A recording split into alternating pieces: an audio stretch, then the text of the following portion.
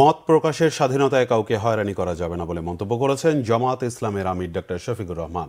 সকালে রাজধানীর মগবাজারে দৈনিক সংগ্রামের প্রতিষ্ঠাবার্ষিকীর অনুষ্ঠানে তিনি এই মন্তব্য করেন। ফ্যাসিবাদ সরকারের আমলে অনেকেই মত প্রকাশের স্বাধীনতা থেকে বঞ্চিত ছিলেন অভিযোগ করে জামায়াত আমির বলেন, ফ্যাসিবাদ সরকারের আমলে প্রকৃত সত্য প্রকাশ পায়নি। এ অবস্থা এখনও কিছু কিছু ক্ষেত্রে রয়ে গেছে। তবে এখন নির্যাতিত সাংবাদিকের পাশে থাকবে জামায়াত।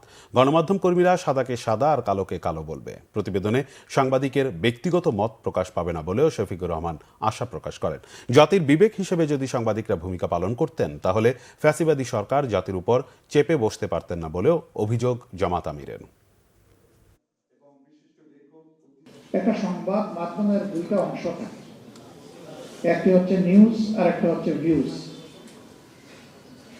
নিউজটা একেবারেই সরাসরি সাদাকে সাদা বলবে, কালোকে কালো বলবে। এখানে মহান সাংবাদিকের নিজস্ব কোনো বক্তব্য এখানে সংযোজন হবে না, আবার সত্য থেকে কিছু বিয়োজন হবে না।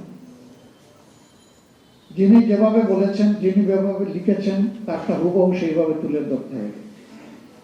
ফ্যাসিবাদী আমলে এটা একেবারেই হয়নি।